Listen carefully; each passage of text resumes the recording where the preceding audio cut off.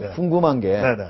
전화로 네. 저 이재만입니다. 네. 제가 내일 오후 3시에 사람 보낼 테니까 좀 그 사람 자리 하나 주십시오. 네. 이 한마디에 네. 대우의 사장 네. 그리고 KT의 회장 네. 다들 그 사람들도 나름대로 사회적 지위가 높은 사람들이잖아요. 그런 사람들이 어떻게 그 한마디에 아무런 의심도 하지 않고 바로 자리를 내주거나 제가 보기에는 아니면 또 주려고 했다 하는 거예요. 제가 보기에는 이 KT는 일단 뭐 바로 확인을 해봤다는 거고요. 예. 대우건설 사장인가 그 사람을 잘라야 된다고 생각 같아요. 예. 무슨 인사를 갖다 그따위로 합니까? 예. 그런 식으로 이제 전화 와가지고 하는 부분에 있어가지고는 예. 철저히 확인을 갖다 하든지 예. 아니면은 그건 분명히 거부를 갖다 해야 맞죠. 저는 그렇게 생각합니다. 예.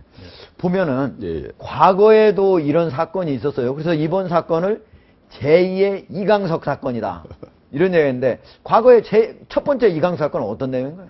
글쎄요, 다 알고 있는 게 아니겠습니까? 또 이강석하고 비교는 좀, 한 게 좀 시대적으로 너무 떨어져 있는 것 같은데요. 그렇죠. 한 57년이나 떨어져 있으니까 좀 많이 떨어져 있죠. 청와대를 팔았는데, 뭐 예를 들어서 뭐, 각 행정 관리들이 꼼짝 못 했다는 거 아니에요. 이제 옛날 이야기입니다. 지금 공무원들한테 청와대 팔면 그렇게 넘어가지는 않아요. 예.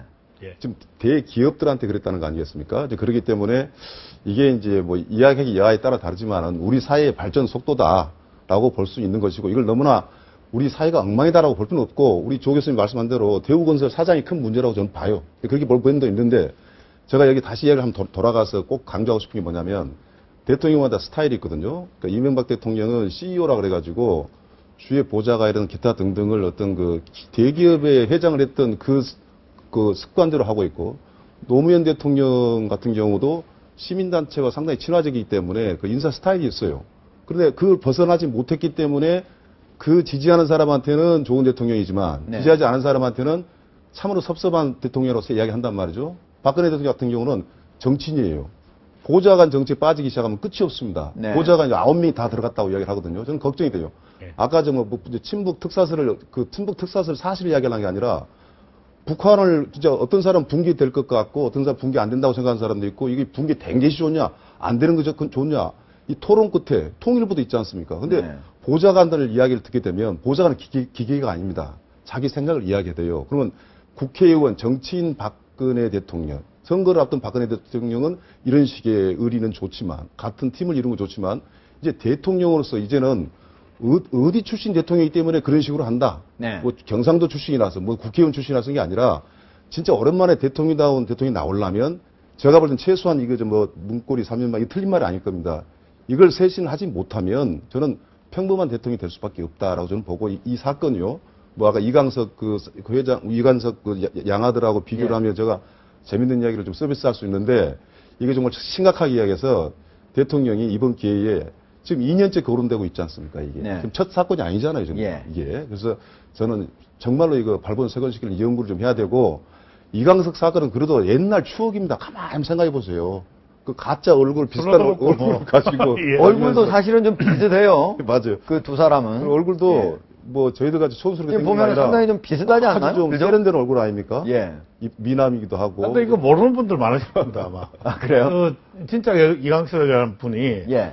이기붕 당시 이제 그 부통령의 아들이었는데 양자로 입집됩니다. 이승만 대통령이. 예. 아마 저때가 21살인가 22살인가 그랬던 거고요. 화면에 나온 가짜 이강석은 이강석을 사칭을 해가지고 예. 주로 이제 그 당시에 이제 통신이 발달하지 않았으니까 예. 지방을 갖다 돌면서 이제 며칠간 술도 먹고 이제 밥도 먹고 대접받고 했는데 그게 이제 들통이 났죠. 진짜 이강석을 다 아는 사람한테. 예. 그래가지고 이제 시중에 그 당시에 이제 그 화제가 됐던 사건입니다. 아마 시청자께서 모르는 분도 계실 것 같았어요. 근데 저게요. 예. 사실 57년 사건이라 그러면은 벌써 50년 넘죠. 60년 가까이. 60년 예. 가까이죠. 그럼에도 불구하고 이 사건이 그대로 있는, 그 사건은 어떻게 보면 제가 다르다고도 이야기했지만은 청와대, 경무대의 대통령의 힘, 그게 이제 상징적으로 드러난 거 아니겠습니까?